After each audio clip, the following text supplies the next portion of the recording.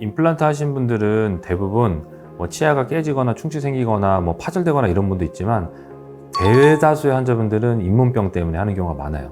만성 치주염으로 인해서 뼈가 녹고 치아가 흔들려서 빠지게 되고 그래서 임플란트 하는 경우가 훨씬 많은데, 그런 분들은 임플란트를 하고 나서도 관리가 되게 중요합니다. 일반적으로 칫솔만 가지고는 좀 안 되시고 추가적인 관리를 꼭 하셔야 돼요. 양치질은 되게 열심히 했다고 하는데 뭘 더 해야 할까요? 잇몸 사이 공간 청소가 필요합니다. 이랑 잇몸 사이에 비어있는 열린 잇몸 공간을 치은 열구라고 하는데요.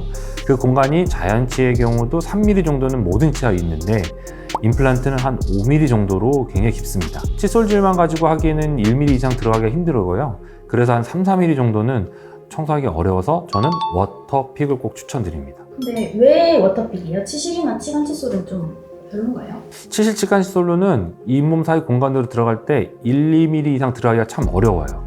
근데 그 밑에 잇몸 속으로 들어가서 꺼내주는 힘은 수압을 이용해서 잇몸 사이 공간으로 들어갈 수 있는 워터픽이 가장 탁월합니다.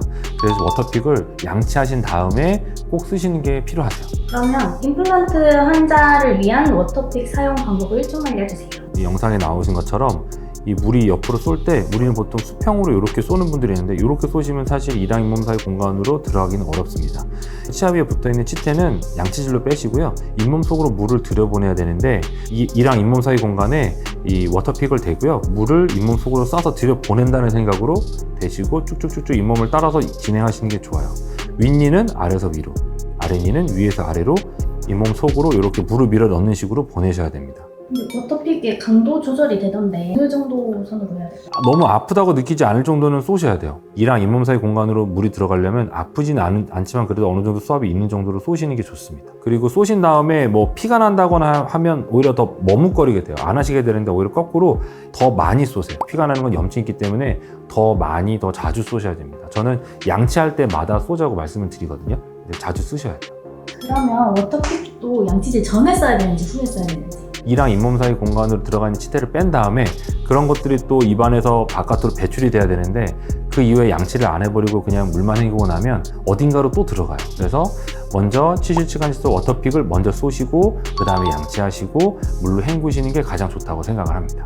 그러면 임플란트를 한 다음에 또 주의해야 할 다른 주의사항들이 있을까요? 임플란트 수술을 받으신 다음에는 술, 담배를 하시면 안 돼요. 여러 논문에 나와 있는데 임플란트를 한 다음에 담배를 하시는 분들의 임플란트 실패 가능성이 훨씬 높아요. 그래서 임플란트가 뼈랑 붙을 때까지 3개월 정도는 안 하시는 게 좋고요. 임플란트랑 뼈랑 완전히 붙은 다음에는 큰 차이가 없습니다. 그리고 이제 병원에서 임플란트 보철하신 다음에 안내하시는 내용들이 있어요. 그래서 음식물 오랫동안 끼지 않도록 치아 사이 공간은 치실 치간 칫솔, 워터픽 같은 거 쓰셔야 됩니다. 그 말씀 드리고, 조금이라도 피가 나거나 염증이 생기거나 냄새가 나면 미루지 마시고 치과를 가셔서 관리를 받으셔야 됩니다. 마지막으로 임플란트 재수술을 앞둔 제 친구한테 영상 편지 한 번만 부탁드립니다. 어려운 수술을 한번 또 받으셔야 될 것 같은데 이번에는 수술 더 잘 되셨으면 좋겠고요. 수술 끝나신 다음에는 관리도 열심히 잘 받으셔서 더 오랫동안 귀한 임플란트 더 쓰셨으면 좋겠습니다.